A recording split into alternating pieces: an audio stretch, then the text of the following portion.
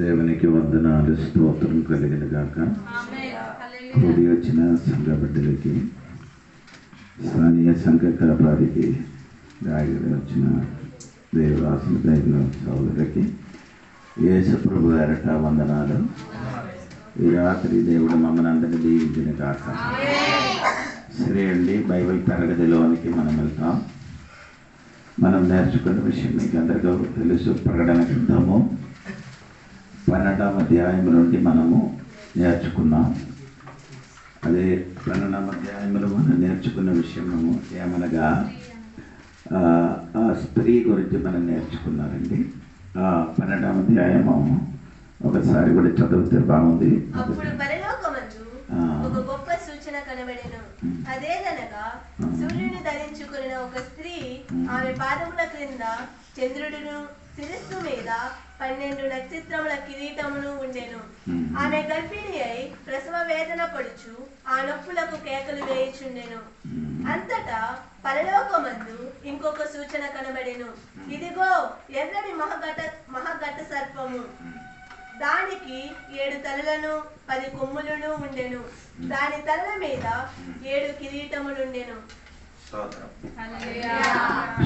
కలిగిన అదే మనము నేర్చుకున్నారండి. స్తోత్రము ఏంటి మనము నేర్చుకున్న విషయం మర్చిపోకండి. సూర్యుడు, చంద్రుడు 12 నక్షత్రములు ధరించుకున్న ఒక స్త్రీ ఎక్కడ కనబడింది? పరలోకములందు కనబడింది. ఆ స్త్రీ గురించి మనం చెప్పారు. ఆ స్త్రీ ఇశ్రాయేలు.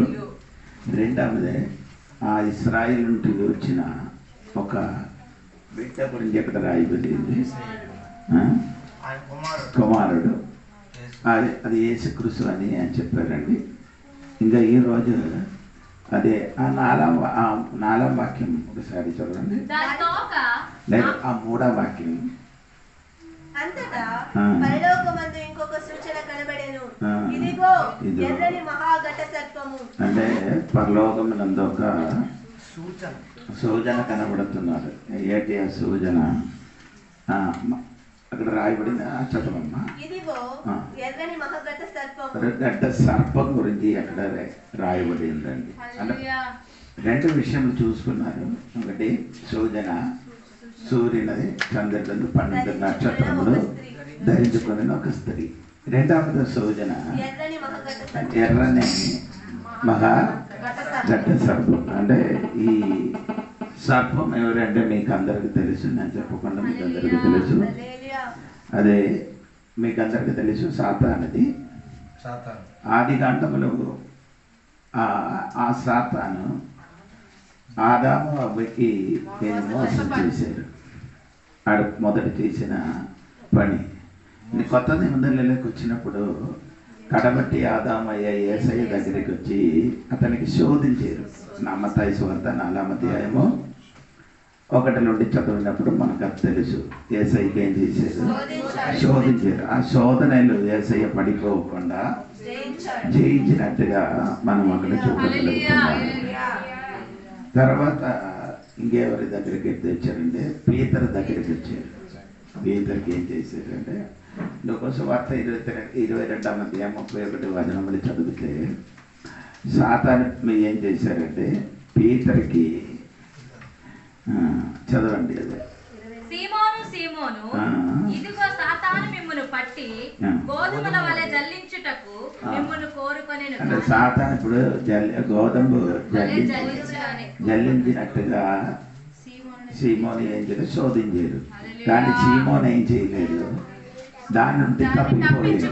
ఎందుకంటే దేవుడు ఆయన కొరకు వేడుకున్న కాబట్టి ఆయన ఏం చేశారు, తప్పిపోయినట్టుగా బైబిల్ రాయబడింది. అదే 12 మంది శిష్యుడు ఇంకొకరు ఎవరంటే ఇస్కరియోతు. అదే యోహాను సువార్త 13వ అధ్యాయం 2వ వాక్యం చదివినప్పుడు సాతాను ఇస్కరియోతు యూదలు ఏం చేశారు, ప్రవేశించారు అని రాయబడింది. అంటే అప్పుడు సాతాను ఆయన హృదయంలో ఏం చేశారు, ఆలోచన మాత్రం కాదు, అది ప్రవేశించినట్టుగా రాయబడింది. అంటే యూదా ఆయనలో ఆ సాతాను ఆయనలో ప్రవేశించిన కాబట్టి ఆయన అది పడి పోయినట్టుగా రాయబడింది. ఈయన మనము ప్రకటన గ్రంథము 12వ అధ్యాయము 8 వాక్యం చదివినప్పుడు అక్కడే మీరు చూడండి. దాని దూతలను యుద్ధము చేసిరి గాని గెలవలేకపోయిరి కనుక పరలోకమందు వారికి ఇక స్థలము లేకపోయెను. ఇక్కడ పరలోకం నుండి వారికి ఏం చేశారు? లేకుండా కిందకి వచ్చింది. కిందకి వచ్చింది. ఆడ పరలోకం నుంచి ఆడికి ఏం చేశారు? తోసివేశారు. అని దీని ముందుకు అక్కడ సంచరించారు. ఎక్కడ దీని ముందుకు మనుషుల హృదయంలో ప్రవర్తించారు. అదిని ముందుకు మనుషులకి పడేసారు. ఏసై దగ్గరికి వచ్చారు, యూదులకి వచ్చారు. అలా ఇప్పుడు పరలోకం నుండి ఏమైంది? కిందకి ఆ తోసి వేసినట్టుగా రాయబడి. ఇంకా మీరు అది ఆ ప్రకటన గ్రంథము 13వ అధ్యాయము 4వ వాక్యం కూడా చదవండి. అప్పుడు మీకు అర్థమవుతుంది. అధికారం ఇచ్చినందున వారు ఘట సర్పమునకు నమస్కారము చేసిరి. ఘట సర్పముకి ఏం చేస్తారు? సాతానికి ఇప్పుడు ఏం చేస్తున్నారు? నమస్కారం చేసినట్టుగా దేవుడు వాక్యము రాయబడి ఉంది. ప్రియులారా, దేవుడి సంఘ బిడ్డలారా, దేవునికి స్తోత్రం. అది మాత్రం కాదు, ప్రకటన గ్రంథంలో అదే సాతానికి ఏం చేస్తున్నారంటే ప్రకటన గ్రంథము 20వ అధ్యాయము 2వ వాక్యం చూడండి. 20వ అధ్యాయము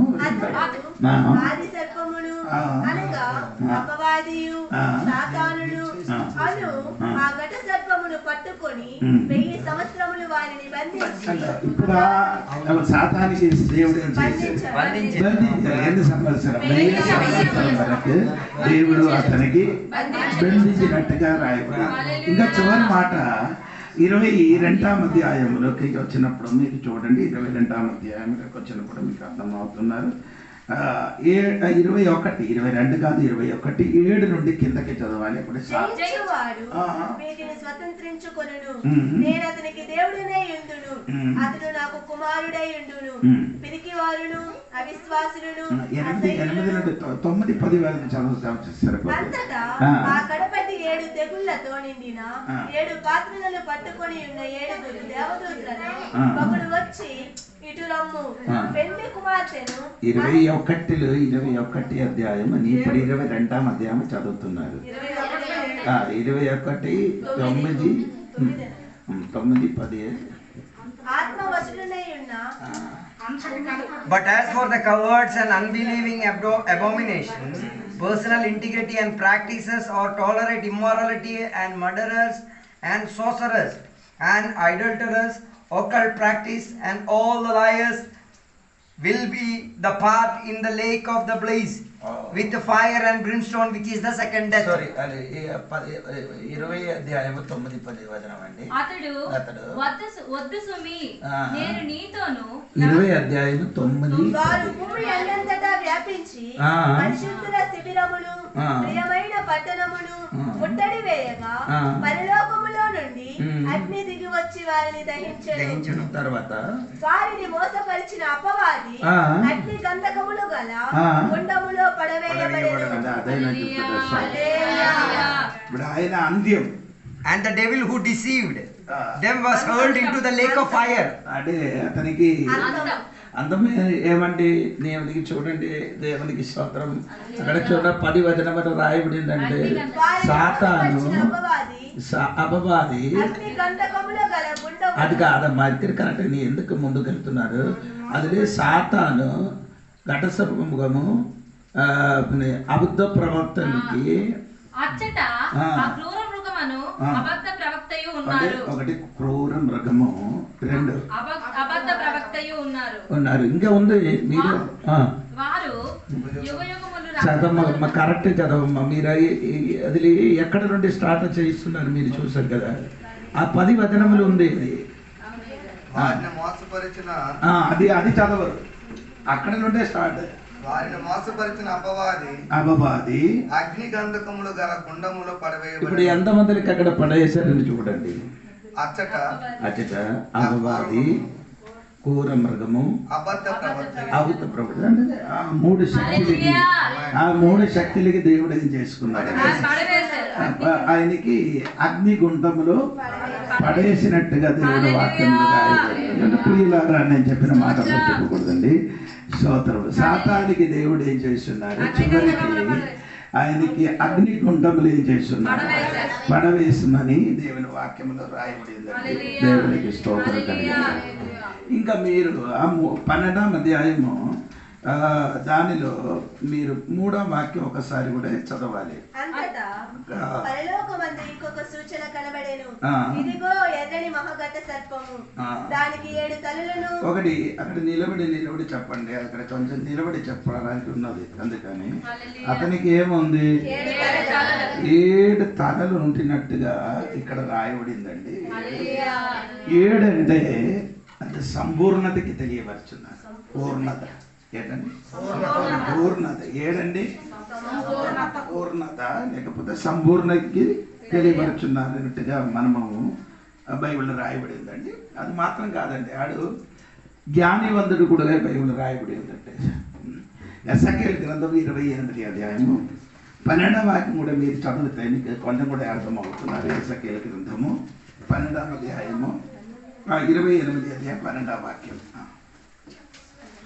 నరపుత్రుడా, తూరు రాజును గూర్చి అంగలార్పు వచనమెత్తి ఇలాగు ప్రకటింపు.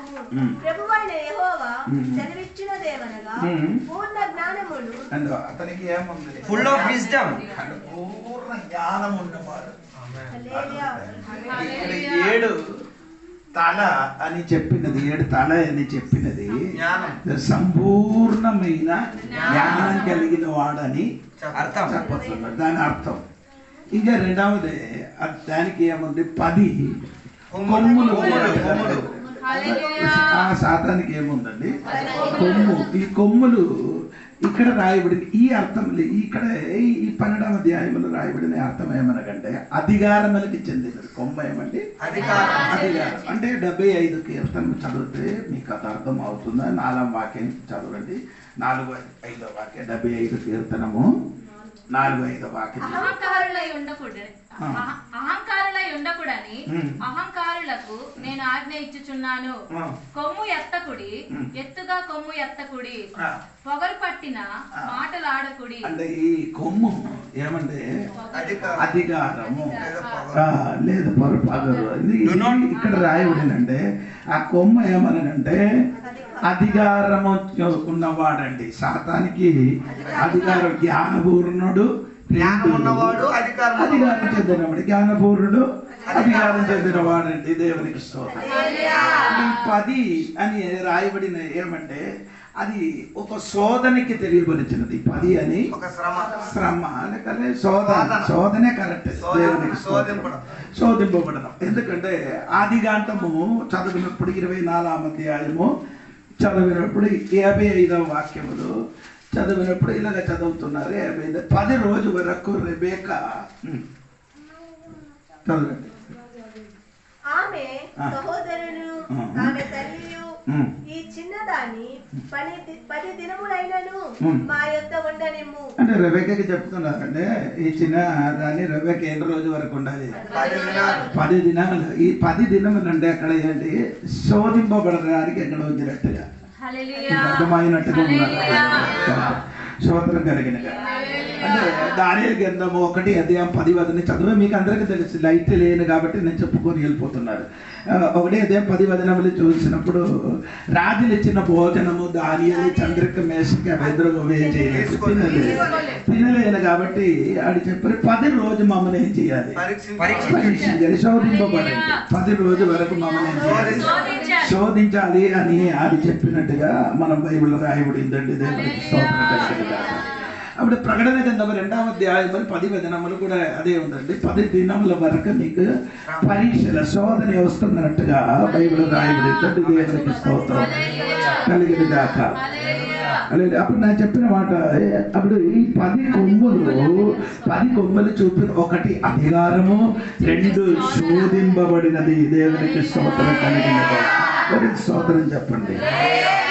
ఇంకా చివరికి ఉన్న మాట ఏదంటే ఈ 10 కొమ్ము అంటే 10 రాజ్యములకి తెలియపరిచినట్టుగా ఉందండి. 10 కొమ్ము అంటే ఈ 10 కొమ్ము 10 రాజ్యాలకి తెలియపరుచున్నారు. ఈ దాని మీద అధికారం చెంది ఇశ్రాయేలుకి ఏం చేస్తున్నారండి, ప్రభుత్వపరచడానికి ఆయన వచ్చినట్టుగా బైబిల్ చూడుతున్నారు. స్తోత్రం. ఎవరు? ఈ సాతాను శక్తి. స్తోత్రం. అంటే ఈ అంత్యక్రీస్తు అని చెప్పిన వ్యక్తి. దేవునికి స్తోత్రం.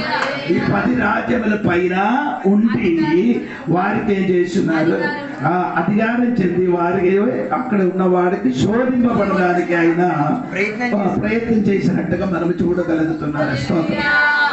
ఇంకా ఒక వాక్యం కూడా మీరు చదవండి. 17వ అధ్యాయము, ప్రకటన గ్రంథము 17వ అధ్యాయము దాని 9, 10, 12వ వాక్యం మీరు చదవాలి. 17వ అధ్యాయము 9, 10 ఇందులో జ్ఞానము గల మనసు కనబడును. ఆ 7 తలలు, ఆ స్త్రీ కూర్చున్న 7 కొండలు మరియు 7 రాజులు. అది 7 రాజులట. ఆ కొండ మీద వచ్చినది కదా 7 రాజుల తర్వాత.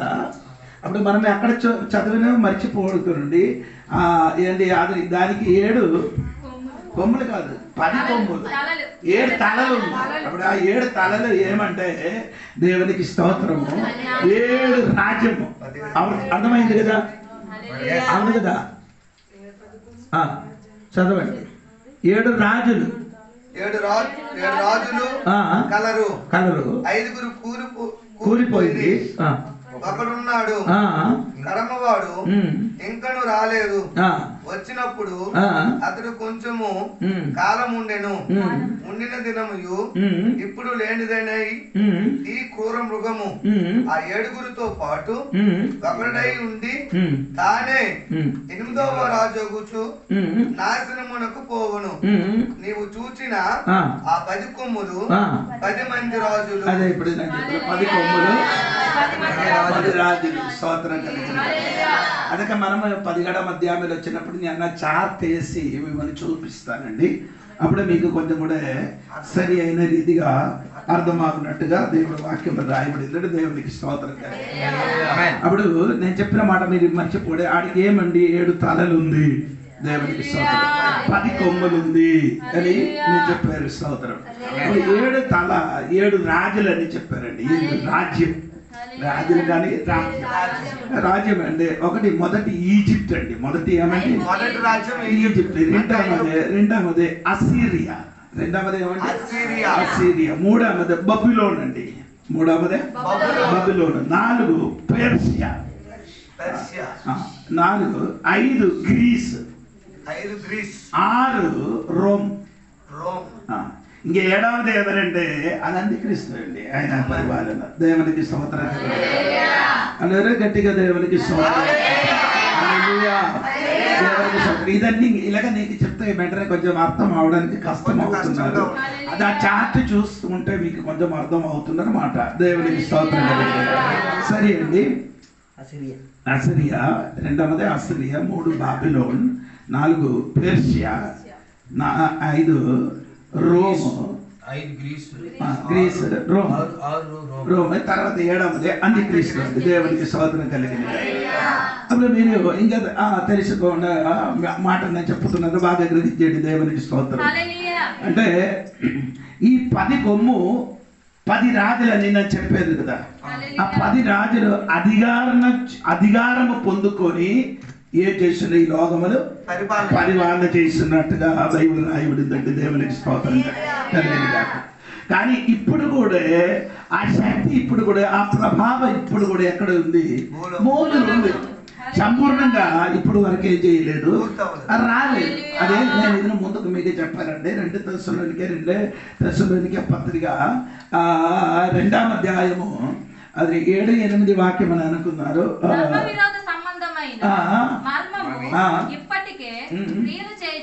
అంటే అప్పుడు ఆ ధర్మ విరోధమైన సంబంధులు ఇప్పుడు ఏం చేస్తున్నారు? క్రియ చేసుకునే ఉన్నాం. సాతాను శక్తి ఇప్పుడు ఏం చేస్తున్నారు? పని చేసుకునే ఉన్నారు. మీకు అది తెలియదు. మీకు తెలియాలంటే మీ కుటుంబంలో జరిగిన గలిబిలి వెనకల ఆయన చెయ్యండి. సంఘములు గలిబిలి చేయనా ఆయన వెనకలు ఆయన చేయండి. నీకు రకరకాల సమస్యలు తీసుకొని వచ్చిన వాడు ఆయన వెనకలు సాతాను పని అంటే అది ఇప్పుడే ఏం చేసుకున్నారు, పని చేస్తుంది.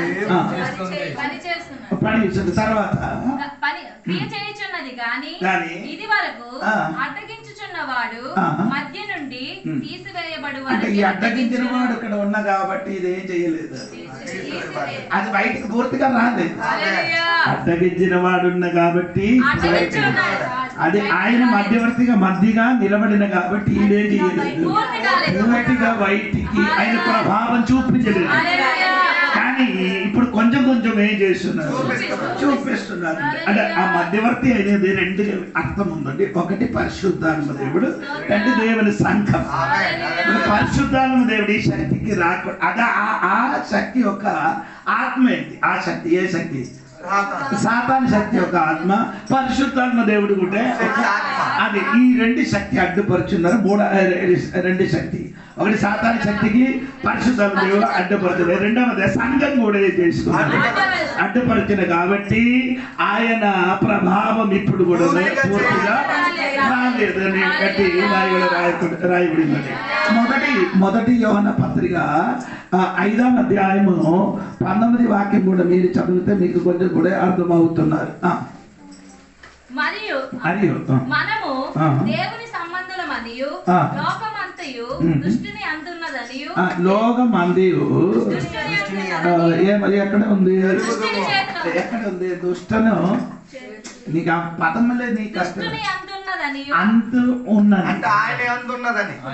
ఎలా ఉందండి? అలాగే చెప్తే అవునండి. ఒక అమ్మ తన చిన్న కుమారుడికి పాలు ఇచ్చినట్టుగా దగ్గర ఈడేం చేసి ఒడియాలను పడికినప్పుడు గడుపు దగ్గరే ఏం చేసి దాచుకుంటున్నట్టుగా. అప్పుడు సాతాను ఇప్పుడు అలాగ చేసుకున్నారు. ఈ లోకములు దేవునికి స్తోత్రం కలుగుతాయి. ఆయన అధీనములు ఉన్నారు ఇప్పుడు. ఎక్కడ? ఈ లోకము మొత్తము ఆయన అధీనములు ఉన్నారు. స్తోత్రం. అది యేసుక్రీస్తు కూడా చెప్పారండి. ఎక్కడ? యోహాను సువార్త 14వ అధ్యాయం 30 వాక్యములు చెప్పినప్పుడు యేసు అదిగో ఇక్కడ మీతో విస్తరించి మాట్లాడను, లోకాధికారి వచ్చుచున్నాడు, నాతో వానికి సంబంధమేమి? అంటే యేసు ప్రభు అదిగో లోకత్వం ఏముంది, అది కాదు ఇప్పుడే ఉన్నాం వాడు. ఆ శక్తి ఇప్పుడు ఉన్నది, అది నాకేం లేదు, సంబంధం లేదు కాదండి. ఇంగ్లీష్ చదివితే ఆయన సరకి నా చేతులు లేదండి, నా దగ్గర లేదు. ఇది he has no claim on me, no power on me, nor anything that can use against me. And ఆయన యూస్ చేయని సామాను ఏది నా వ్యతిరేకతలో లేదు. అంటే నీకు అర్థమైంది లేదా? నా స్వాధీనంలో లేదు. no power over me, అంటే సాతాను యూస్ అయిన ఇది నా చేతిలో లేదని. nor anything that he has use anything on me. అంటే నీ చేతులు నా చేతులు ఉంది. ఇది ఏది? దేవుని చేతిలో లేదు, దేవుని చేతులు మన చేతులు ఉంచాడు. ఆయన చేతులు ఉన్నా కాబట్టి గడిగడికి అతనికి శోధన చేస్తున్నారు. ఏది? ఆయన చేతులు, ఆయన చేతులు ఏది? ఏసై చేతులు ఏం లేదు. ఏదైనా సరక ఆయన చేతులు లేదు కాబట్టి గడిగడికి ఆయన దగ్గరికి వచ్చి ఏం చేస్తున్నారు? మన దగ్గర ఉన్న కాబట్టి అదే అర్థం. దేవునికి అప్పుడు నేను చెప్పిన మాట అంటే నేను చెప్పిన మాట ఏమంటే రోమాపత్రిక 6వ అధ్యాయంలో మీరు చదివితే మీరు అవయవాలు దీని ముందుకు ఏం చేస్తున్నారు? సాతానికి వాడుకున్నారంట. అదే 11వ వాక్యం చూడమ్మా. 11వ వాక్యం. అటువల మీరును పాపము విషయమై మృతులుగాను దేవుని విషయమై క్రీస్తు యేసునందు సజీవులుగాను మిమ్మును మీరే ఎంచుకొనుడి. కాబట్టి శరీర దురాశలకు లోబడినట్లుగా చావునకు లోనైన మీ శరీరమందు పాపమును ఏలనీయకుడి. మరియు మీ అవయములను సున్నితి సాధనములుగా పాపమునకు అప్పగింపకుడి. అయితే మృతులలో నుండి సజీవులు అనుకొని మిమ్మును మీరే దేవునికి అప్పగించుకొని. అప్పగించాలి అదే మృతులలో నుండి. Do not go on offering members of your body to sin. ఏది అప్పగించారండి? 12వ వాక్యంలో ఏం చెప్పారు? నీ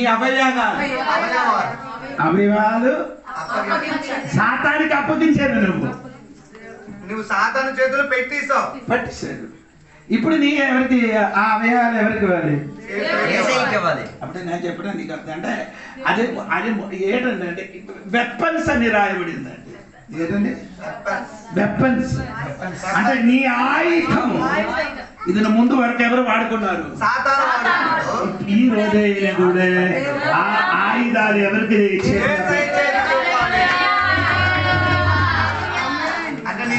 ముందుకు ఎవరు వాడుకున్నారు? ఉండేవాళ్ళం. ఏది ఏది నీ ఆయుధాలు ఏవి? అది చెప్పండి. అవయవాలు ఏంటి? నీ వెపన్ ఆయుధం అంటే చెప్పండి. నీ అవయవాలు అంటే అదేంటి? అది చేతులు, కాలు, గుండె, అది నీ కన్ను, నీ కన్ను, నోరు, సకల అవయవాలు. ఈ కన్ను, చెవి, అది ఆ కన్ను. ఇప్పుడు కూడా నీ ఏం చేస్తున్నారు? సినిమా సీరియల్ అంటే ఆయన చేతికి అప్పగించుతాం కాబట్టి నీ సాతానికి నీ ఆయుధం ఏం చేస్తున్నారు? వాడడానికి ఇచ్చారు. ప్రతి వాడడానికి సాతానికి నీ ఏం చేశారు? ఏది అవయవాలకు? నీ కన్ను అని చెప్పండి. కన్ను ఎవరికి ఇచ్చారు? కొందరు కన్ను ఇచ్చారు, కొందరు నోరు ఇచ్చారు, కొందరు చెవి ఇచ్చారు, కొందరు అంటే ఆదాము పడిపోవడానికి కారణం ఏది? కన్ను. ఆ కన్ను వల్లనే అయింది. ఏమైంది? నేత్రాశ. అదే నీ కూడా ఇప్పుడు కూడా సినిమా సీరియల్ అన్ని నీ చూసుకున్నారు కదా. నీ కన్నుతోని నీ దేవునికి ఏం చేయాలి? ఆ ఆయుధం ఎవరు వాడుకున్నారు? ఈ రాత్రి వాక్యం విన్నప్పుడు ఆ కన్ను దేవుని వరకు వాడుకున్నారు. ఆ ఆయుధము ఎవరికి ఇవ్వాలి? దేవునికి వాడబడడానికి ఇవ్వండి. ఎవరికి వాడబడానికి? కన్ను ఎందుకు? కన్ను మూసుకొని ప్రార్థన చేయడానికి వాడడానికి ఇచ్చండి. నీ నోరు దేవుడు వాక్యం చదవడానికి, అది చదవడానికి, ప్రార్థన చేయడానికి. ఇప్పుడు నీకు ఎలాగ మాట్లాడుతున్నారు కదా. ఆయన చేతికి అప్పగించాలి. ప్రతి అవయవాలు ఇదే సాతాను అప్పగించుచున్నారు. ఆ ఆయుధం తిరిగి ఈ రోజు తీసుకొని దేవునికి అదే అప్పగిస్తుంటే నీ జీవితం, కుటుంబ జీవితం యుద్ధము గెలిచినట్టుగా ఉంది. ఇప్పుడున్న నీకున్న ఆయుధం నీ చేతులు లేదు. ఆయుధం నువ్వే ఆయుధము. ఈ ఆయుధం ఇప్పుడు ఎవరు వాడుకున్నారు? సాతాను వాడుకునే ఆయుధం ఈ రోజు వాక్యం తెలిసినప్పుడు ఆయుధం తీసుకొని యేసయ్య చేతులకు అప్పగించాలి. ఎంతమంది తెలియదు కానీ దేవునికి స్తోత్రం. అప్పుడు నేను చెప్పుకున్న మాట మరిచిపోకూడదండి. దేవునికి స్తోత్రం. అప్పుడు సాతాను వచ్చినప్పుడు అదిగో ఎవరు వస్తున్నారు? లోకాధికారి. అప్పుడు యేసయ్య అప్పుడు అధికారి లేదని చెప్పలేదు. సరి అయిన అధికారి అక్కడ నిలబడియే చెప్తున్నారు. సరి అయిన అధికారం కలిగిన యేసయ్య అక్కడ నిలబడే చెప్తున్నారు. అదిగో అధికారి. స్తోత్రం. అదే అది యేసు చెప్పారు. ఇది పౌలు గారు కూడా అదే చెప్తున్న మాట వినండి. 2 కొరింథీ పత్రిక 4వ అధ్యాయం 2 కొరింథీ పత్రిక 4వ అధ్యాయం 4వ వాక్యం చదవండి. 2 కొరింథీ పత్రిక క్రీస్తు మహిమను కనపరచు సువార్త ప్రకాశము వారికి ప్రకాశింపకుండు నిమిత్తము ఈ యుగ సంబంధమైన దేవత అవిశ్వాసులైన వారి మనోనేత్రములకు గుడ్డితనం కలుగజేయును. నీకు అన్న ఏం చేశారు? సాతాను అది గుడ్డితనం చేయడానికి 2-3 కారణాలు ఉంది. అది మనకి ఇప్పుడు అది అవసరం లేదు. ఇది వేరే విషయం ఆయన కాబట్టి స్తోత్రం కలిగింది. ఎందుకంటే ఇది విశ్వాసిన కన్నుకి ఏం చేస్తున్నారు? అవిశ్వాసి. అక్కడ అవిశ్వాసి అంటే విశ్వాసి అవిశ్వాసం చెందిన కాబట్టి నీ కన్ను ఏమైంది? అప్పుడు నీ చెప్పిన నేను అన్ని స్పష్టంగా కనబడుతుండే సాతాను క్రియ ఎప్పుడో నీకు తెలిసిపోయింది. నీ కన్ను సరి అయినా చూపు సరి అయిన ఉంటే ఎప్పుడో సాతాను క్రియలు తెలిసిపోతుంది. అందుకని ఈ సాతాను ఏం చేశారు? తెలియకుండా నీ కన్నులకు కన్నుతో మాత్రం నీ హృదయములకు కూడా గుడ్డితనం చేశారు. అది ఎక్కడ అంటే రోమాపత్రిక 1వ అధ్యాయం నుండి మీరు ఇంటికి వెళ్ళి చదివితే చాలు. అప్పుడు కన్ను మాత్రం కాదు, మీ హృదయం కూడా ఏమైంది, బుద్ధితులంగా మారింది. దేవునికి స్తోత్రం. ఇప్పుడు సాతాను ఈ కాలములో ఇదన్నీ చేస్తున్నారండి. అప్పుడు సంఘం ఏం చేయాలి? 2 కొరింథీ పత్రిక 2వ అధ్యాయము 11వ వాక్యం చదవండి. 2 కొరింథీ పత్రిక 2వ అధ్యాయము 11వ వాక్యం చూడండి. నేనేమైనను క్షమించి ఉంటే సాతాను మనలను మోసపరచకుండునట్లు మీ నిమిత్తము క్రీస్తు సముఖమునందు క్షమించి ఉన్నాను. ఎంత నీ చదువుతున్నా నీ కరెక్ట్ కాదు To చదువు. keep Satan take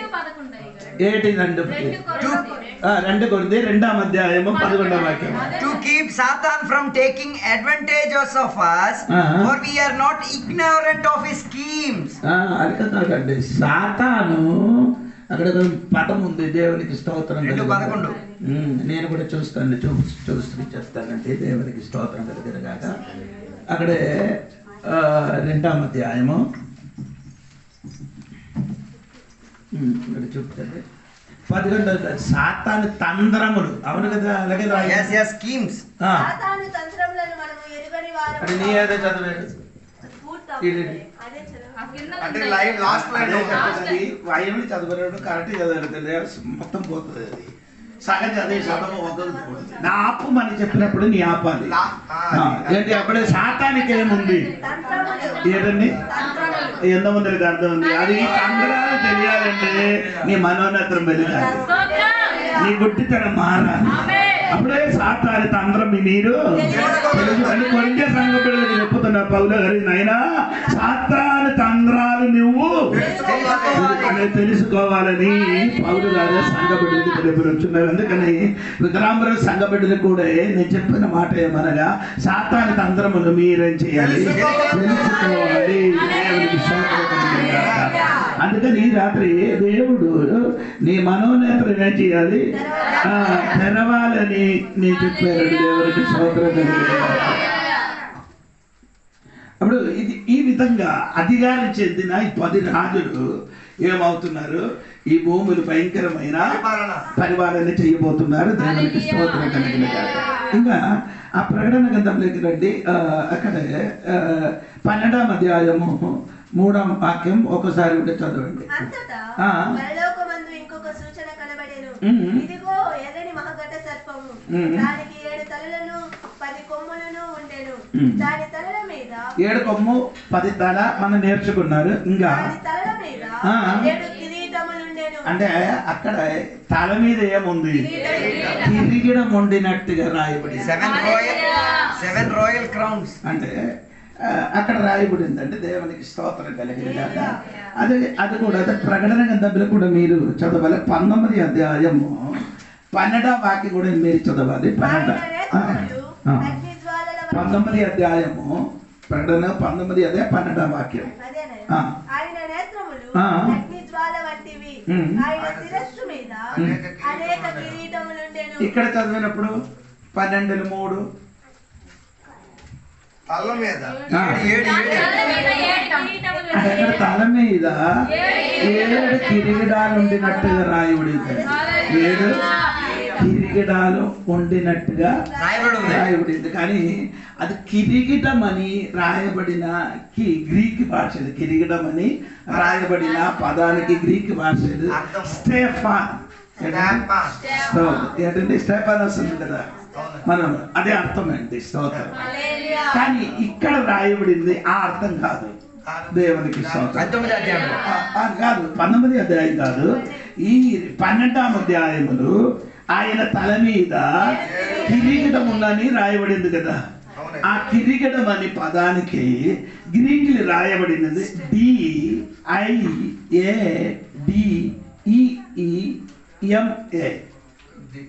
DIADEEMA, డెడిమా. అర్థమైందా? అదే వాక్యం. అది అర్థం ఏమనగంటే, ఈయన ఏం చేస్తున్నారంటే తంత్రంగా, ఈయన ఏం చేస్తున్నారు, తంత్రం తంత్రం అలాగే మనం ఏముంది, తంత్రంగా ఈయన ఏం చేస్తున్నారు, సంపూర్ణంగా విజయం పొందుతారు. ఎలాగా విజయం పొందారు? తంత్రము సరి అయిన రీతిగా కాదు. యేసయ్య విజయం సాధించినది సరి అయిన రీతిగా, సత్యంగా, నిజంగా యథార్థంగా ఆయన ఏం చేసేది, జయించేది. ఈ సాతాను అనగా ఆయన తంత్రములు చేసి ఆయన వీరందరూ పైన విజయం సాధిస్తారు. దేవునికి స్తోత్రం కలుగును. ఆయన మీరు అనుకున్నారు సాతానికి కూడా కిరీటం దొరికిందని కాదండి, కిరీటం ఆయనకి దొరకలేదు. దేవునికి స్తోత్రం. అందరు తంత్రములు చేసుకొని ఆయన పొందుకున్నారు ఏది, అధికారము. దేవునికి స్తోత్రం కలుగును. ఎందుకంటే ఈ లోకానికి మొత్తము జయించడానికి ఆయనకి ఏముంది, తంత్రములు ఉంది. దేవునికి స్తోత్రం. ఆ తంత్రాలు వినియోగించి ఇక్కడ ఉన్న ఏలవాడు చేసిన రాజుల పైన ఆడేం చేస్తాను, విజయం సాధిస్తుంది. దేవునికి స్తోత్రం. అలాగ విజయం సాధించి ఈ లోకములకి ఏం చేయబోతున్నారండి, ఏలుబడి చేస్తున్నారు. ఇంకా ప్రకటన గ్రంథము 12వ అధ్యాయం 3వ వాక్యం చూడండి. ఆ గడ్డ సర్పము ఎలాగ ఉందని కూడా చూడండి. లేదమ్మా, 12:3. అంతటా పరలోకమందు ఇంకొక సూచన కనబడెను. ఇదిగో ఎర్రని మహాగడ్డ. అది నాకు చెప్పలేదు, అదే చెప్పాలి కదా స్తోత్రం. అందుకే ఆ గడ్డ సర్పం ఎలాగ ఉంది, ఎర్రగా ఉంటారట. ఎర్రగా ఉందండి. ఎర్రగా ఉన్నారని చెప్పడానికి ఉన్న కారణము యోహాను సువార్త 8వ అధ్యాయం 44వ వాక్యము రాయబడింది. యోహాను సువార్త 8వ అధ్యాయము 44వ వాక్యం. మీరు మీ తండ్రి యొక్క అపవాది సంబంధులు, మీ తండ్రి దురాశను నెరవేర్చగోరుచున్నారు. ఆది నుండి వారు నరహంతకులై, అందుకే ఆడు కలరా అంటే రక్తాన్ని చూసి He was a murderer from beginning. ఆయన పని ఏమండి, ఆయన పని ఏంటి, చంపడం తప్ప వేరే ఏ లేదు. అందుకని ఇక్కడ రాయబడిందండి, ఆ కలర్ మీరు చూడాలి. రక్తమైన కలరే ఉన్న వ్యక్తి అండి. దేవునికి స్తోత్రం కలిగింది. స్తోత్రం చెప్పాలి. అంటే సాతాను కలర్ రక్త కలర్గా ఉండడానికి కారణము చాలా మందికి ఏం చేశారు, చనిపోయింది. స్తోత్రం జరిగింది. అది ఎప్పుడు జరిగిందంటే ఆదికాండం నుండి ఆయన స్టార్ట్ చేశాడు. ఎలాగా కాయిన తన సహోదరునికి ఏం చేశాడు, చంపారు. ఎందుకు కాయిని చంపారంటే ఆయన దుష్టుడైన కాబట్టి. ఆయనలో సాతాను అంటే దుష్టుడు అంటే సాతాను ఉందినట్టుగా. సాతాను ఉంది కాబట్టి తన సహోదరులకు ఏం చేశాడు, చంపారని బైబిల్ రాయబడింది. అందుకని నేను చెప్పిన మాట, ప్రియులారా మీరు అర్థం తెలుసుకోండి. సాతాను ఎప్పుడు ఎందుకు వస్తున్నారు, చంపడానికి. అవును కదా. యోహాను సువార్త అదే యోహాను సువార్త 10వ అధ్యాయం 10వ వచనం కాదా, 10-11 చూడండి. దొంగలు ఒకటి సాతాను వచ్చినది చూడండి. ఒకటి దొంగతనం చేయడానికి, హత్య చేయడానికి, నాశనము వచ్చును గాని మరి దేనికిని రాడు. సాతాను ఎలాగ వచ్చిన్నారంటే ఏడండి, ఎన్ని వాక్యం 11 ఇంగ్లీష్ లో ఒకసారి చూడండి. The thieves comes only in order to steal, kill and destroy.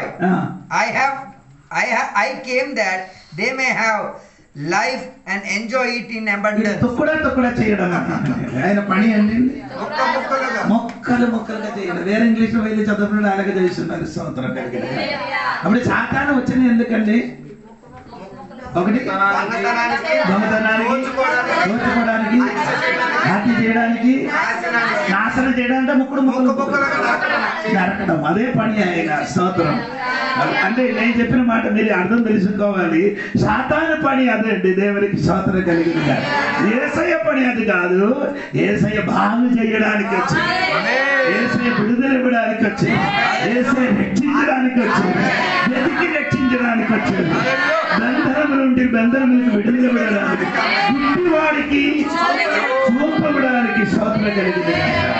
ఆయన వచ్చినట్టుగా దేవుడు వాక్యములు రాయబడిందండి. దేవునికి స్తోత్రం హల్లెలూయా చెప్పాలి. అది యెషయా గ్రంథము 61 అధ్యాయములు యేసయ్య వచ్చినది గురించి రాయబడింది. ఒకసారి చదవమ్మా. యెషయా గ్రంథం 61 అధ్యాయం 2వ వాక్యం. 1-2వ వాక్యం చదవండి.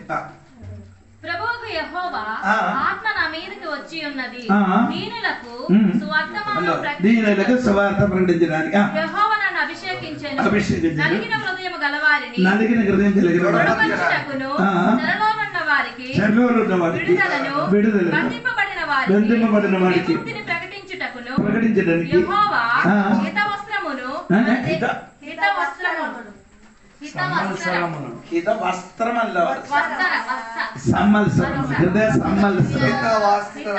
favorable year of the Lord. దేవుని ప్రతిదండనను ప్రకటించుటకును. అక్కడ రెండు మాట చెప్పారు, విన్నారా మీరు? ఒకటి to proclaim the favorable year of the Lord and the day of vengeance. రెండో వచనం యెహోవా హితవస్త్రములను ప్రకటించడానికి ఒకటి, రెండు దుఃఖాక్రాంతులందరినీ మన దేవుని ప్రతిదండనను ప్రకటించుటకు, దేవుడు ప్రతి గంటములను ప్రకటించడానికి. రెండు గారు దేవుడు వచ్చినదందుకు హిత సంవత్సరములు ప్రకటించడానికి. ఓకేనా? రెండవది ప్రతి గంటన దినము. అది ఏసై వచ్చిన దేనికి అని చెప్పారు, కానీ ఏసై ఏం చేశారంటే లూకోసు వార్త 4:18 వాక్యం చూడండి. లూకోసు వార్త 4:18 వాక్యం.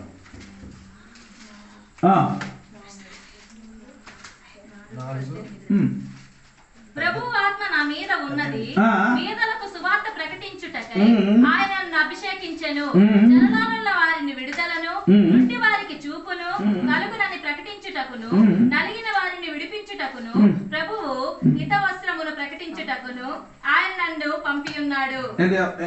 అది చెప్పలేదు, ఒకటే చెప్పారు, వత్సరము ప్రకటించడానికని వచ్చారని చెప్పారు. ఎక్కడ లేదా అది ఎందుకు లేదండి, లేదని చెప్పడానికి కారణం ఏసై ఏం చేశారంటే ఆ వాక్యం ఉంది, అది చదవలే. ఆ పుస్తకములు ఏది ప్రతి దండన విషయం గురించి రాయబడింది, కానీ అది అప్పుడు కాదు, చదవకుండా మూసేశారు. ప్రతి దండన విషయం ఇప్పుడు కాదు, ఇప్పుడు జరిగినది ఏమంటే దేవునికి హిత సంవత్సరం ప్రకటించడానికి. హితం అంటే ఫేవరబుల్, అనుకూలం చెంది, ప్రసాదం. ప్రసాదం ప్రసాదం తనకి అనుకూలం చెంది నచ్చేది. ప్రసాద సంవత్సరము దేవునికి ప్రసాదం అంటే మీకు అర్థమైంది కదా, తెలుగులో ఉంది కదా పదం. దేవునికి ప్రసాదించాలి అని చెప్పిస్తున్నారు. అదే అంటే ఫేవర్, వారికి నచ్చే విధానంగా. చంద్రబాబు నాయుడుకి ఏం దొరికింది? భూమిలో వచ్చినదంటే ప్రసాద సంవత్సరములు ప్రకటించడానికి దేవునికి. అది మీకు తెలియాలంటే ఇది నేను ఇలాగ చెప్తే మీకు అర్థం అవ్వదండి. ఇది యోబేల్ సంవత్సరం ఒకటి ఉంది, మీకు ఎంతమంది ఆనంద సంవత్సరం. అది దానికి పదమే కొద్దిగా రాయబడింది. ఏ సంవత్సరం అండి? ఆనందం అంటే ప్రసాద సంవత్సరం అని చెప్పొచ్చు. అది దానికి అర్థం. అవి అంటే ఆనాడు ఇక్కడ ఇశ్రాయేల్ ప్రజలు తన కుటుంబములు పేదరికం వచ్చినప్పుడు తన స్థలము అమ్మించినప్పుడు ఏమండి 50 సంవత్సరం ఏమవ్వాలి, వారికి ఒక విడుదల కలిగాలి. ఏంటండి 49వ సంవత్సరం దాటి 50 సంవత్సరం అడిగి పట్టినప్పుడు వారేం చేయాలి? ఏది పొలం అమ్మారో ఆ పొలం ఆడికి తిరిగి ఇవ్వాలి. అంటే జూబిలీ సంవత్సరం అని చెప్పుతున్నారు, 50 సంవత్సరం. ఓకే, అదని మన వేరే ఒక దినములు కానీ స్పష్టంగా చెప్తారు. దేవునికి స్తోత్రం కలిగి ఆ సంవత్సరం ఏం చేసుకున్నారంటే ఈ పేదరికం వచ్చిన వాడు దాసుడు అయిపోతే ఆ దాసుడు ఆ ఇంటి నుండి వారికి ఏమవ్వాలి? విడుదల కలగాలి. వారికి విడుదల కలగాలి. ఏది సంవత్సరం?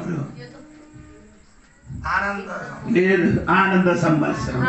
అదే యేసయ్య ఇక్కడ వచ్చి అదే ప్రకటించేది. స్తోత్రం కలిగినగా అట గుట్టి వారికి దేవుడు ఏం చేసేది? ఆనందం ఇచ్చారు. స్తోత్రం కలిగినగా అదే యేసయ్య ప్రకటించారు. వారు స్తోత్రం చేస్తారు. గట్టిగా దేవునికి స్తోత్రం. హల్లెలూయా. సాతాను పని ఆయన ఏం చెప్పుకొని వచ్చారు. దేవునికి స్తోత్రం కలుగును. ఆయన ఏం చేసుకున్నారంటే దేవుడి బిడ్డలు చంపడము, హత్య చేయడము, దొంగలాడము. అప్పుడు సాతాను పని ఏమంటే కొందరికి ఏమవుతున్నారు, దొంగలాడుతున్నారు. దేవునికి స్తోత్రం. ఏంటండి బైబిల్లో ఒక వాక్యం అంటాడు, 127 అన్నాను అనుకున్నారు, 26లో 27 అంటే దుష్టుల మీద, నీతిమంతుల మీద దుష్టులు రాజదంటు. చదవమ్మా. నీతిమంతుల పాపము చేయుటకు తమ చేతులు చాపకుండునట్లు భక్తిహీనుల రాజదండం. అంటే భక్తిహీనుడు రాజదండులు నీతిమంతుల స్వాస్థ్యం మీద ఉండదు. ఎక్కడ ఉండరు? నీతిమంతుల స్వాస్థ్యం మీద. భక్తిహీనుడు అంటే భక్తిహీనుడు ఎవరండి? విక్కడు. ఇక్కడ సాతాను. సాతాను రాజదండి ఎక్కడ ఉండరు? నీతిమంతుల స్వాస్థ్యం మీద ఉండదు. నీ మీదకి ఎందుకు వస్తున్నారు?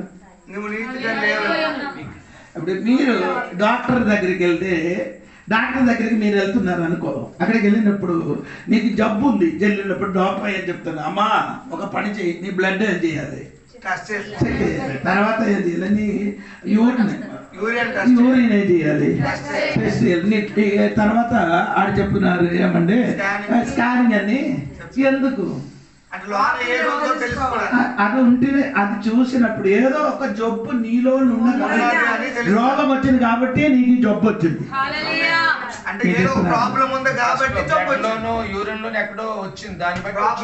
అప్పుడు నీలో సాతాను, ఆ సాతాను ఇప్పుడు చదివిన వాక్యం మర్చిపోకూడదు. భక్తిహీనుడు రాజదండములు. భక్తిహీనుడైన సాతాను రాజదండం నీ మీదకి రావడానికి కారణం ఏంటి?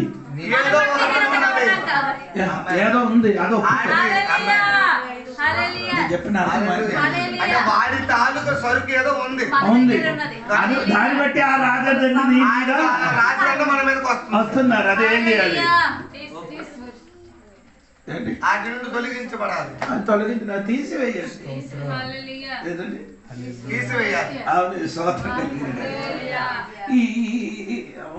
ఒకటి మొదటి తిమోథెయుసు పత్రిక 1:18-19 వాక్యం ఒకసారి, అదే 2వ ఒక చూడండి. ఫస్ట్ ఇది చదవండి, తప్ప ఏమో లైట్ లేదు కాబట్టి.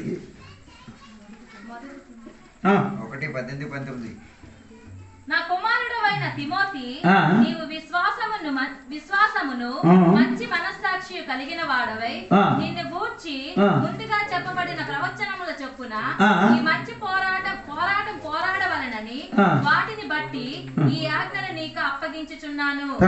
అట్టి మనస్సాక్షిని కొందరు త్రోసివేసి విశ్వాస విషయమై ఓడబద్దలైపోయిన వారు వలె చెడి ఉన్నారు. వారిలో అలెగ్జాంద్రను ఉన్నారు. వీరు దూషింపకుండా శిక్షింపబడుటకై వీరిని సాతానునకు అప్పగించితిని.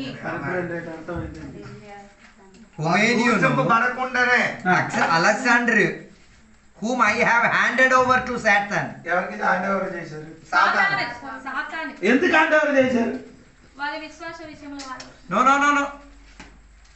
మనస్సాక్షిని కొందరు త్రోసివేశారు. చదవమ్మా ఇంకొకసారి. అట్టి మనస్సాక్షిని కొందరు త్రోసివేసి విశ్వాస విషయమైన ఓడ బద్దలైపోయిన వారి వలె చెడి ఉన్నారు. తర్వాత ఇంకా వారిలో ఉమేనైనను అలెగ్జాంద్రు ఉన్నారు. వీరు దూషింపబడకుండా ఆడికన్న రోగం ఏంటి? దూషింపబడకుండా శిక్షింపబడుటకై వీరిని సాతానుకు అప్పగించింది. ఎందుకు అప్పగించారు? So that they will be disciplined and taught not to be blasphemy. అంటే నేను చెప్పిన ఒక మాట నీకు అర్థం అవ్వలేదని నాకు అనుకున్నారు. వారిని పద్ధతి నేర్పించుకు తీరడానికి వీరికి ఒక దూషింప చేయని ఒక పని ఉంది. దూషింప చేయడం ఆ పని ఉంది కాబట్టి సాతాను వాడు వీధికి వచ్చాడు. నేను చెప్పిన దూషింపబడ్డానికి ఈయన స్వభావం దూషింపబడనంట. ఆ దూషించడం ఉన్న స్వభావం ఉన్న కాబట్టి ఆయన మీదకి సాతాను వచ్చింది. లేకపోతే సాతాను దుష్టుడు రాజదండ్రి నీ మీదకి రాదు. నీతిమంతుల మీదకి రాజదండ్రి రాదు. నీ మీదకి రాజదండ్రి వస్తుంది కావాలంటే ఏదో ఒకటి ఆడికాల వస్తూ ఉన్నది. అది సరి చేస్తే విడుదల కలిగి అది విడిచిపెడితే ఆటోమేటిక్ అన్ని కలుగుతాయి. అది ఒప్పుకో. అదేదో నీ కుటుంబం కానీ నీ ఇంటిని కానీ నీ వ్యక్తిగత జీవితంలో ఏదైనా ఉంటే అది నీ విడిచిపెట్టండి. విడిచిపెట్టకపోతే ఆ దుష్ట రాజదండ్రి నీ తల మీద నీ కుటుంబం మీద తొలగిపోతుంది. నేను ఎవరికి చెప్తున్నాను నాకు ఈ రాత్రి సంఘ బిడ్డల మీదకి సమస్యలు రావడానికి ఉన్న కారణం ఏదో ఒక్కటి నీలో అది నాకు తెలియదు, నీకు తెలుసు. అది నీ ఒప్పుకుంటే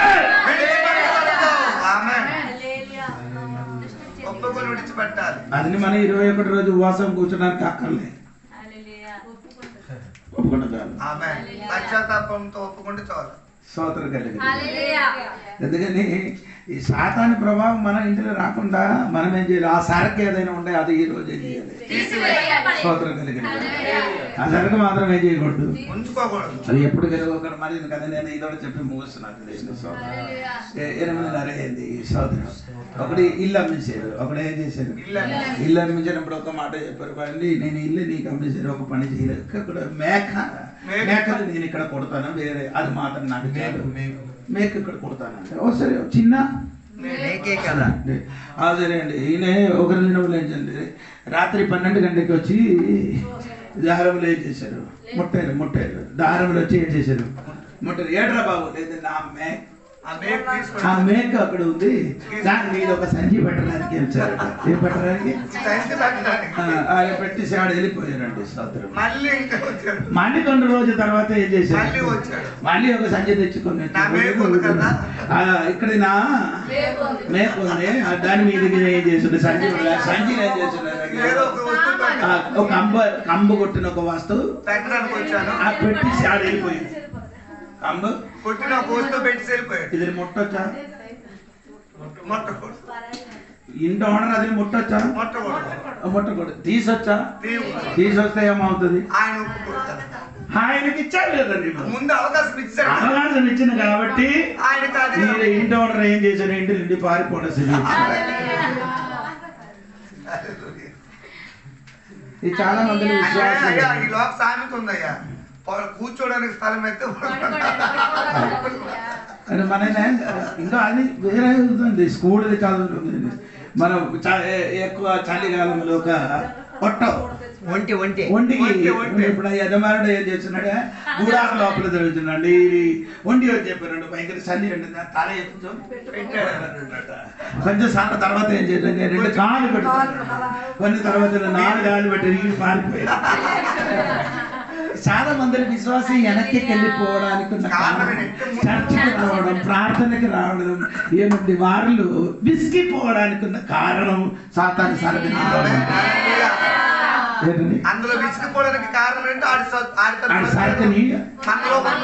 ఎందుకంటే పౌలు గారు చెప్తున్నారు మాట ఏమంటే ఎబ్రీ పత్రిక 12 అదే నేను 12వ అధ్యాయం నుండి వాక్య పరిధి చేసుకున్నాను. కొన్ని రోజు అయింది, 2-3 రోజు అయింది, నెల అయింది, సారీ వారం అయింది. అది నుంచి చెప్తున్నారు.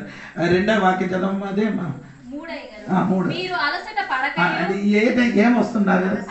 అలసట రావడానికి ఉన్న కారణం ఈ సరకు ఉన్న కాబట్టి. ఇది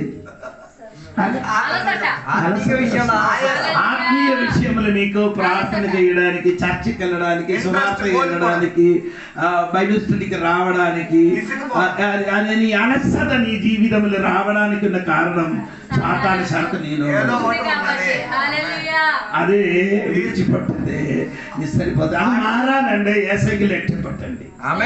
అది మారాలంటే ఆయనకేం లేదు, అలసట లేదు. ఆయన ఎప్పుడు కూడా ఏం చేయలేదు, అలసిపోదు. సాతాను శోధన ఇచ్చింది, అలసిపోయిందా? లేదు. సమస్య వచ్చింది, అలసిపోయిందా? డబ్బులతో కొట్టారు, అలసిపోయిందా? సిలువ వేసారు, అలసిపోయిందా? ఆయనకి కలిగిన శ్రమ కలిగింది, అలసిపోయిందా? ఆయనకి కలిగిన శ్రమలలో ఒక్క శాతము మనకు రాలే.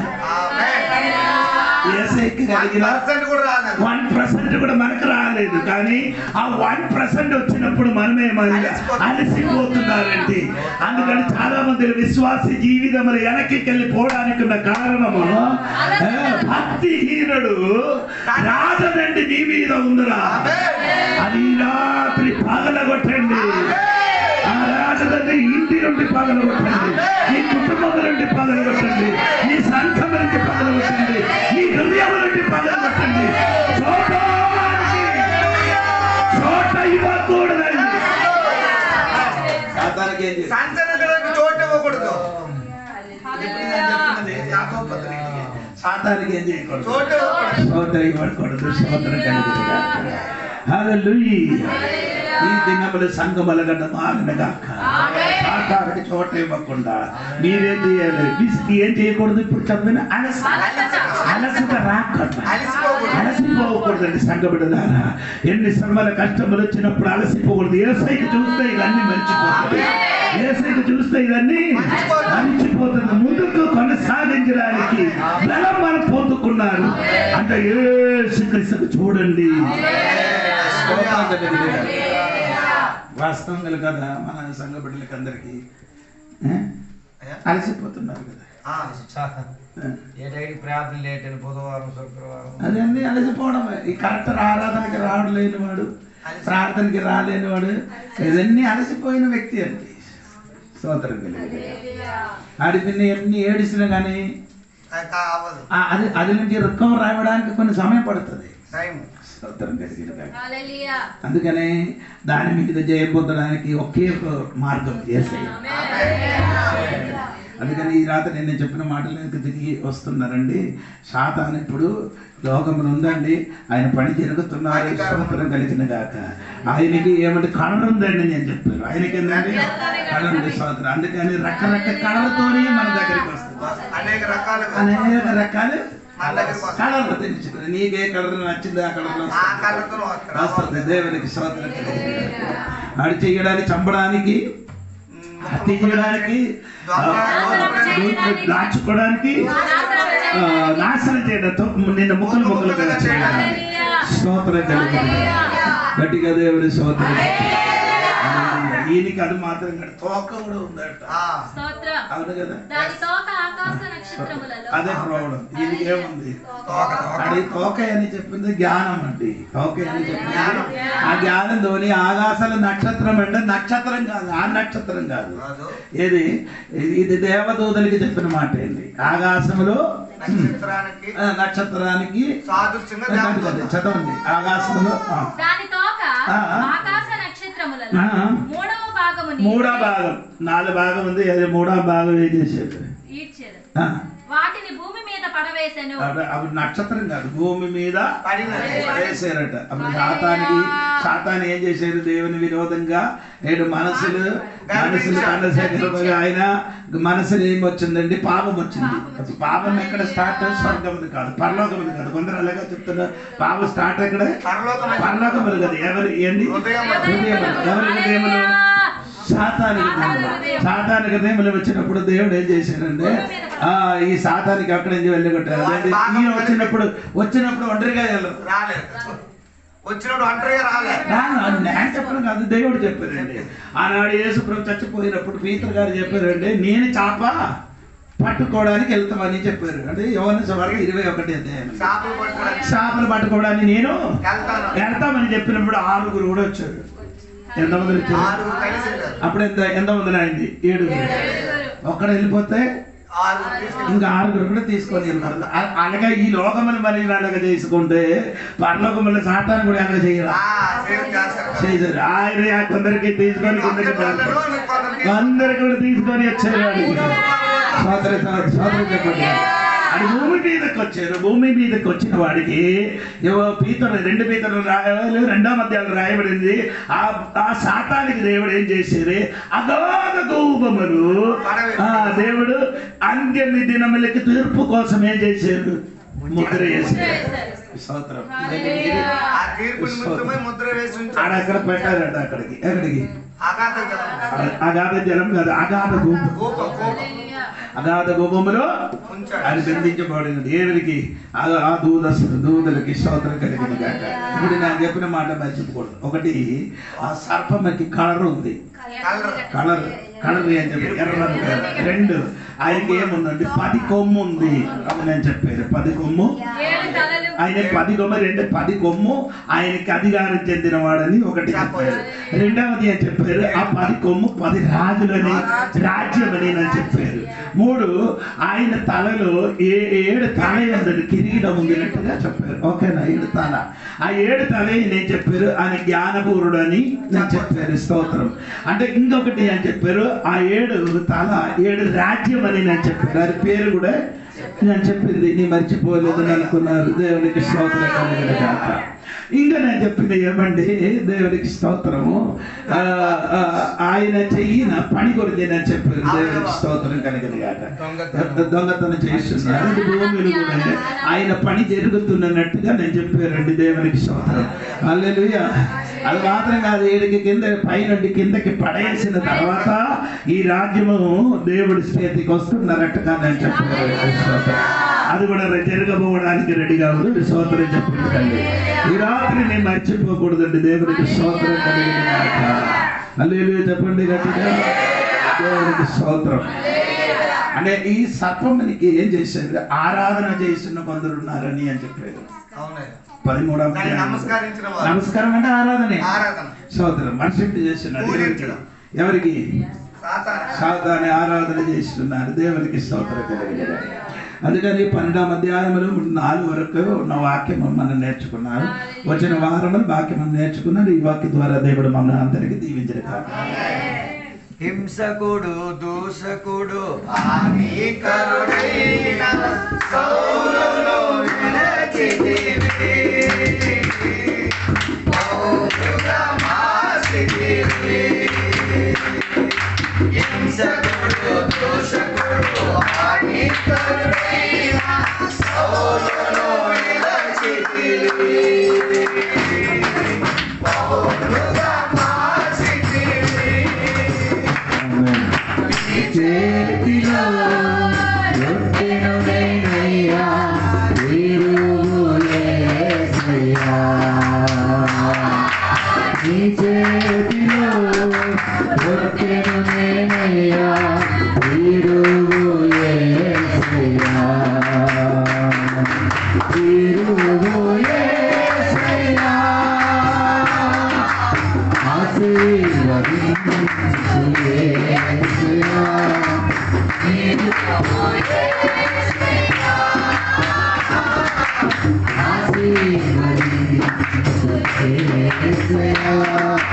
నీ చేతిలో రొట్టెను నేనయ్యా, వీరువు యేసయ్యా. నీ చేతిలో రొట్టెను నేనయ్యా, వీరువు యేసయ్యా. రాత్రిలో సమర్పించుకున్నాం. ఎంతమంది ఉన్నారు సాతాను చేసిన పద్ధతులన్నింటినీ కూడా ఎరగొట్టి తీరడానికి, దాంట్లో నుంచి ఎరగబడే ఒక స్థాయిలోకి వచ్చి తీరడానికి, శుద్ధీకరణ చెందే ఒక రొట్టిగా మారి తీరడానికి, దేవుని కొరకు ఉపయోగింపబడి తీరేటట్టుగా పరిశుద్ధం చెందే రొట్టిగా, పరిశుద్ధాత్మ పొందిన దేవుని బిడ్డగా, పరిశుద్ధులుగా ఉన్న సంఘముగా ఎదిరించగలిగి తీరడు సాతాను క్రియలను, సాతానుకు కలిగిన వంశములను, సాతాను చేసిన కుతంత్రములను, సాతాను యూదాను ఉపయోగించినట్టు కొందరిని ఉపయోగిస్తున్నాడు. సాతాను యూదాను ఉపయోగించినట్ట, ఏసావును ఉపయోగించినట్ట కన్నులను ఈ రాత్రిలో ఉపయోగించుతున్నాడు. నీ అవయవములను పగటి వేళ తాడి చేతిలో నుంచి లాగి, సాతాను చేతిలో నుంచి లాగి దేవుని చేతికి అప్పగించుకో. నీ కళ్ళు దేవుని కొరకు వాడబడి తీరాలి, నీ చేతులు దేవుని కొరకు వాడబడి తీరాలి, నీ హృదయం దేవుని కొరకు వాడబడి తీరాలి, నీ తలాంపులు దేవుని కొరకు వాడబడి తీరాలి, నీ డబ్బు దేవుని కొరకు వాడబడి తీరాలి, నీ సమయం దేవుని కొరకు వాడబడి తీరాలి, నీ కుటుంబం దేవుని కొరకు వాడబడి తీరాలి, నీ పిల్లలు దేవుని కొరకు వాడబడి తీరాలి. నీ జ్ఞానం దేవుని కొరకు వాడబడి తీరాలి. నీ రక్తం దేవుని కొరకు వాడబడి తీరాలి. నీ చెమట దేవుని కొరకు వాడబడి తీరాలి. అయ్యో, ఎవరి చేతిలో నీవు దానముగా మారి ఉన్నావు, ఆ దేవుని చేతికి వాడగలిగి తీరేటట్టుగా ఈ పగటిలో అప్పగించుకొని చెప్పాలి. ఏవో ఇక నాకు సాతానుతో పొట్టు లేదు, సాతాను నా జీవితాన్ని దొంగలించాడు, నష్టపరిచాడు, ముక్కలుగా చేసేశాడు, ఇక నుంచి వాడికి అవకాశం ఇవ్వడు. రాత్రి ఎందరూ ఉన్నారు ప్రార్థన చేసి చెప్పడానికి. ఆయనకి జ్ఞానం ఉండొచ్చేమో, తెలివి ఉండొచ్చేమో, అధికారం ఉండొచ్చేమో. నువ్వు చోటు ఇవ్వకుండా ఉంటే చాలు, నువ్వు చోటు ఇవ్వకుండా ఉంటే చాలు. ఈ పగటి వేళ ప్రార్థన చేసే ముందు ఒక్క నిమిషం దేవుని సన్నిధిలో సమర్పించుకొని చెప్తాం. తిరగకూడదావా నిన్ను నీవు? ఉపవాసముతో నిన్ను నీవు నల్లగొట్టుకుంటావా? ప్రార్థన ద్వారా నీ జీవితాన్ని నువ్వు నల్లగొట్టుకుంటావా? వాక్య ధ్యానం ద్వారా దేవుని సన్నిధిలో నిన్ను నల్లగొట్టించుకుంటావా? స్తోత్రయాగముల ద్వారా దేవుని సన్నిధిలో నిన్ను నీవు నల్లగొట్టుకోగలిగి తీరుతావా?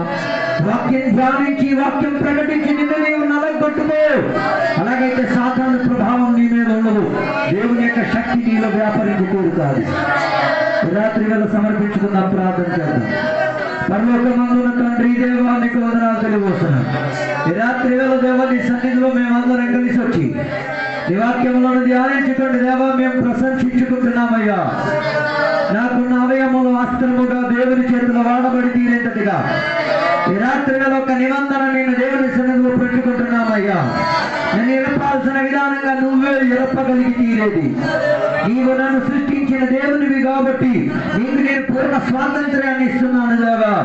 నా శరీరములను ఎర్రగొట్టి తీరేటట్టుగా, నా పాత్రలన్నీ కూడా ఎర్రగొట్టబడి తీరేటట్టుగా దేవా. ఇన్నాళ్ళు అది ఎర్రగొట్టబడలేదు కాబట్టి సాతానుడు వాడాడు.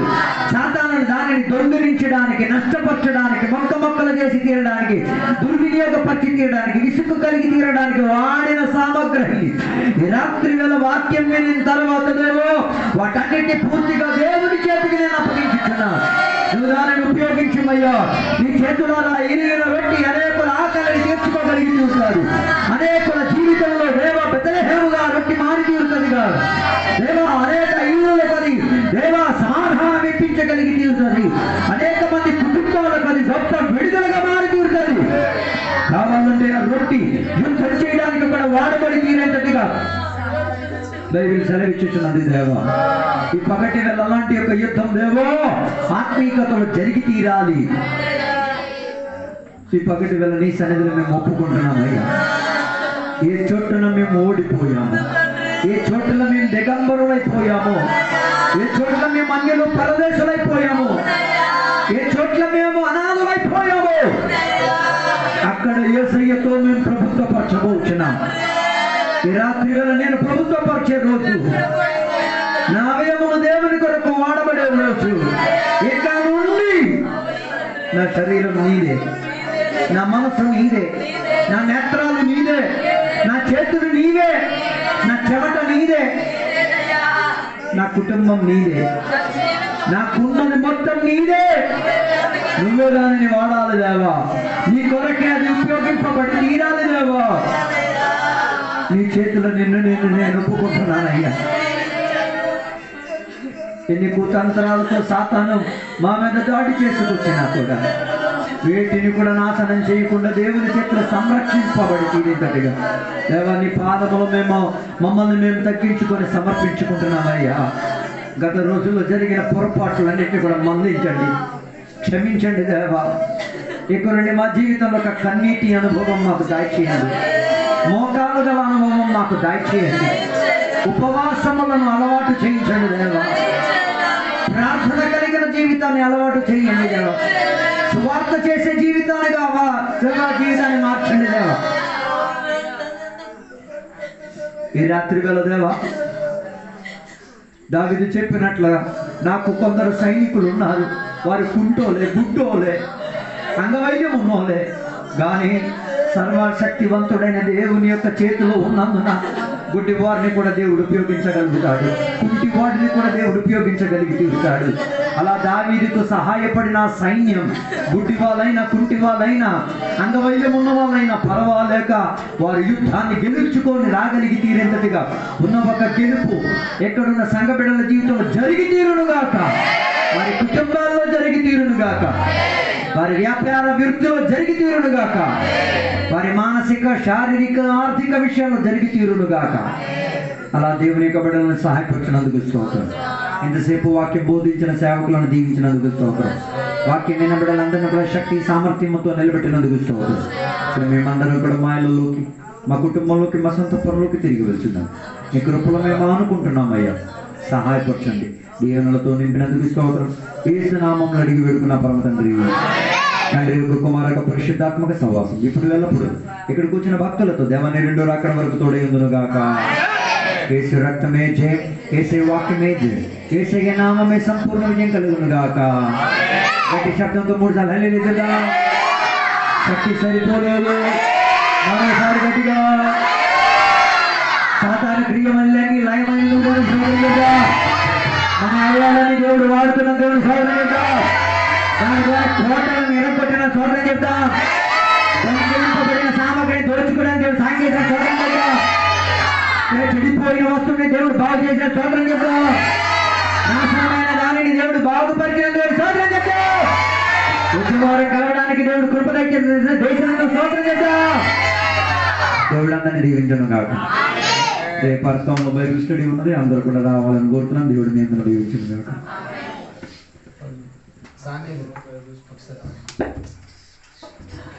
ఇంకేంటమ్మా